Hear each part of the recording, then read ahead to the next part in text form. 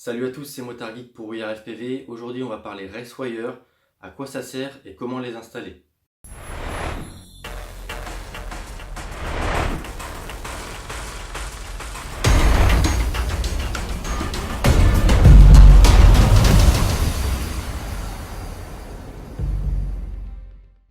Donc, les RaceWire, qu'est-ce que c'est? Donc, tout d'abord, c'est livré dans un petit sachet comme ça, lorsqu'on les achète chez Team Black Sheep.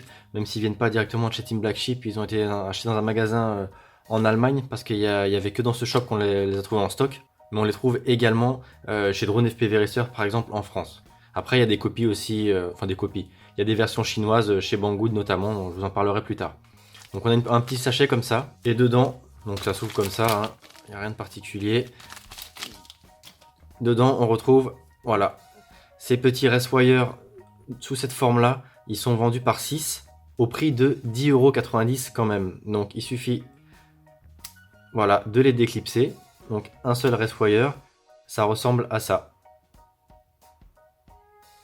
Est-ce qu'on arrive à faire la mise au point correctement? Donc qu'est-ce qu'on a sur les écritures? Bon, il n'y a rien de spécial, ça vient de chez White, c'est fabriqué par White Noise FPV et c'est distribué notamment par TBS et d'autres shops.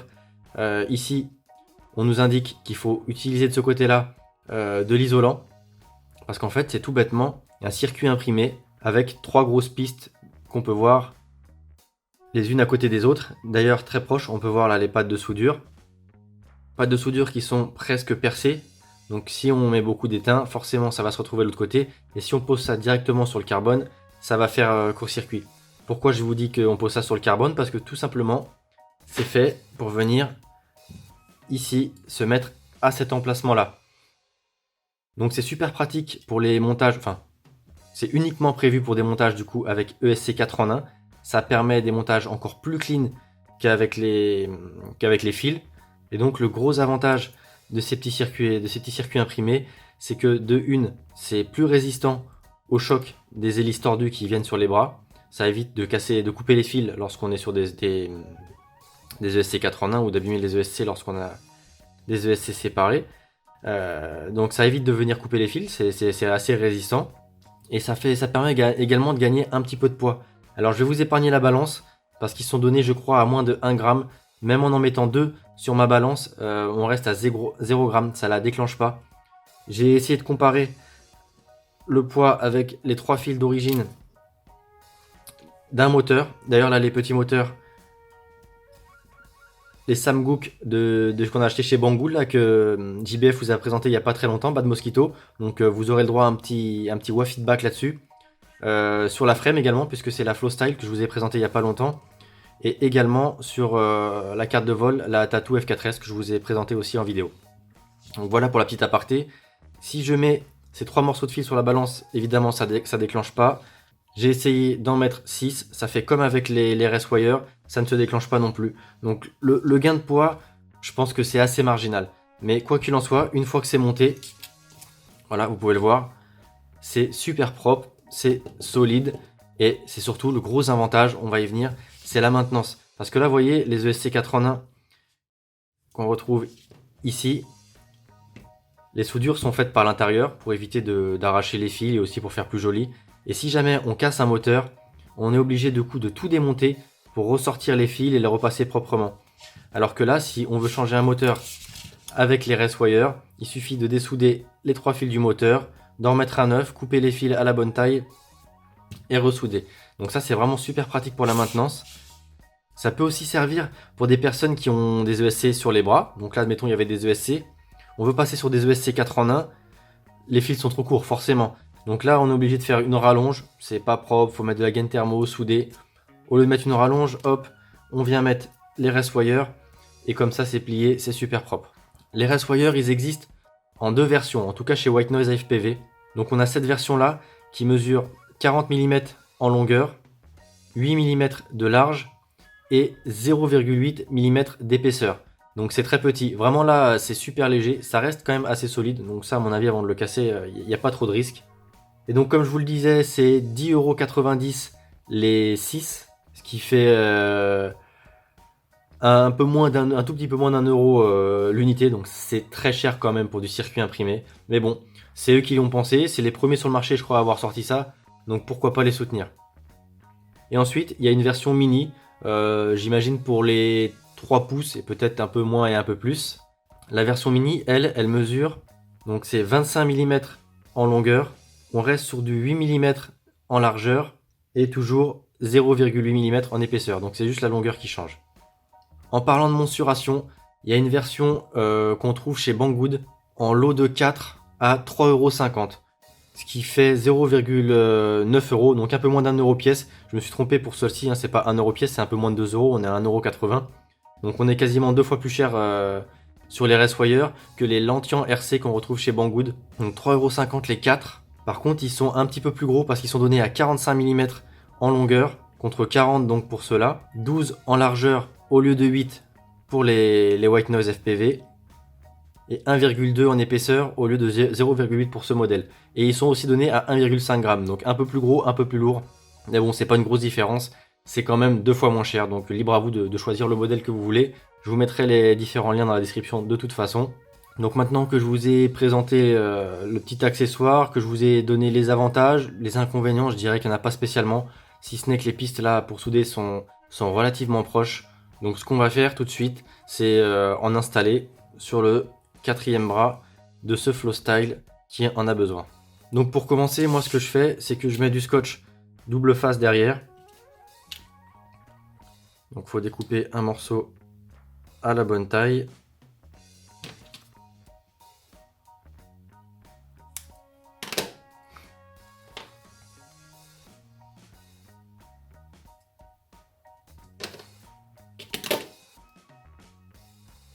Donc là je place le Racewire un petit peu de côté, comme ça permet d'avoir de la marge. Et normalement après c'est à la bonne taille. Donc là voilà, ça n'a pas l'air mal. C'est un chouïa plus large, je peux peut-être remettre un coup de ciseau. De toute façon il n'y a pas besoin d'une grosse surface de velcro, mais il ne faut pas non plus que ça vienne toucher le carbone, parce que sinon c'est le courju assuré. Donc une fois qu'on a le velcro à la bonne taille, enfin le velcro, c'est du scotch double face un peu siliconé qui en même temps amorti. Moi j'utilise ça pour mes ESC 4 en 1. Du coup là on va s'en servir pour les Racewire. Donc voilà, le scotch est prêt. J'enlève pas tout de suite l'autocollant, on va souder. On va mettre ça de côté. On va d'abord souder côté moteur, comme ça il sera bien positionné. Et ensuite on aura juste à soulever, enlever le petit côté rouge, coller et finir les soudures. Les câbles étaient déjà découpés, j'imagine que vous savez comment faire pour découper des câbles à la bonne taille. Faites attention à ce que ce soit pas trop court non plus. Côté moteur c'est pas mal si c'est vraiment bien tendu. Côté ESC on peut souvent les rentrer un peu dans le châssis, donc mieux vaut laisser un petit peu de marge.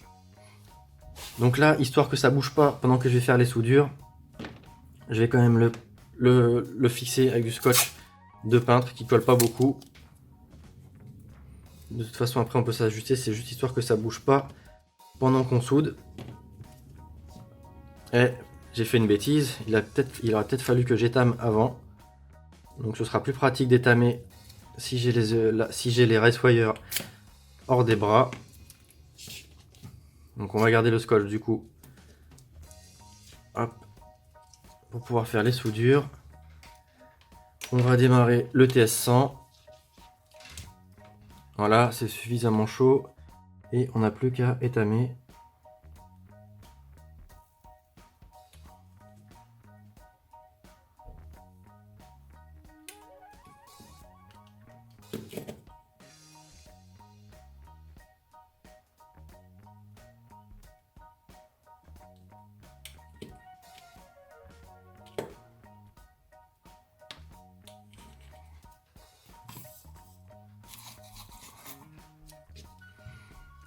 Donc faut faire attention à ce que les pistes ne se touchent pas.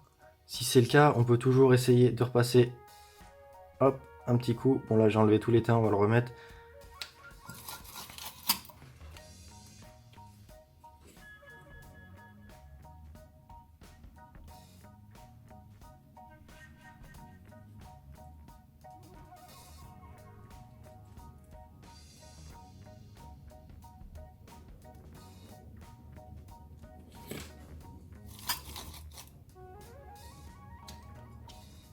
Et si vraiment il y a trop d'étain et qu'on n'arrive pas à l'enlever avec la panne, et ben, il faut forcément mettre un petit coup de pompe à dessouder.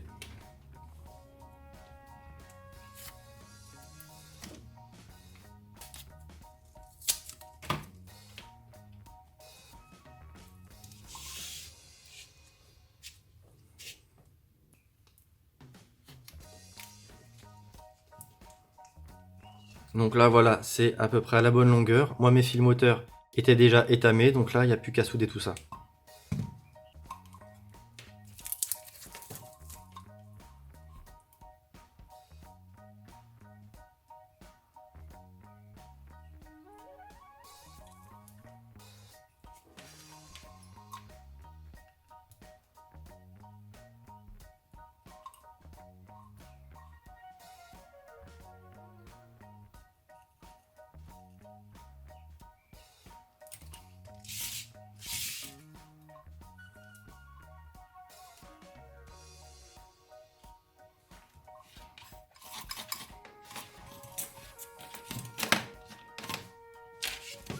Donc là, les trois sont faits. J'ai l'impression que ça se touche de ce côté-là.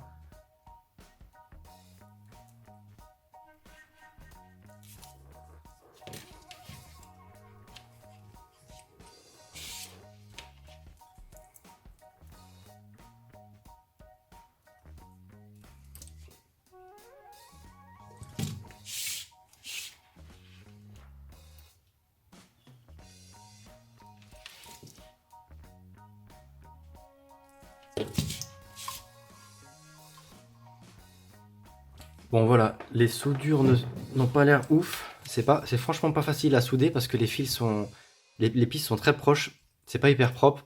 Le principal c'est que ça se touche pas et que ça tienne bien. De toute façon derrière on met un petit coup de Chatterton et ça se voit plus. Donc maintenant que les fils sont bien soudés, bien alignés côté moteur, on peut enlever le scotch qui maintient le race-wire. On enlève en dessous la pellicule qui protège la partie collante et on vient coller ça sur le bras de façon à ce que ça dépasse pas d'un seul côté, surtout sur des bras aussi fins que sur le Flowstyle. Et ensuite il reste plus qu'à souder les trois derniers fils moteurs. Et là ici c'est un peu moins accessible, mais c'est toujours mieux que si on avait tout à refaire.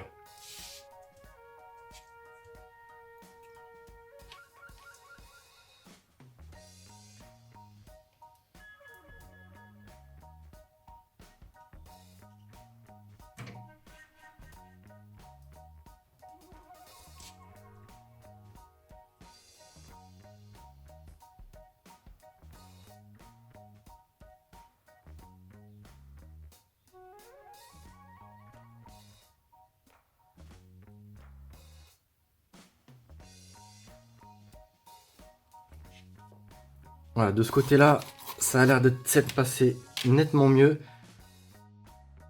Les soudures sont quand même plus belles, ça n'a pas l'air de se toucher. En fait, le truc, c'est qu'il ne faut pas venir, comme j'ai fait un peu de ce côté-là, trop écraser les fils en soudant.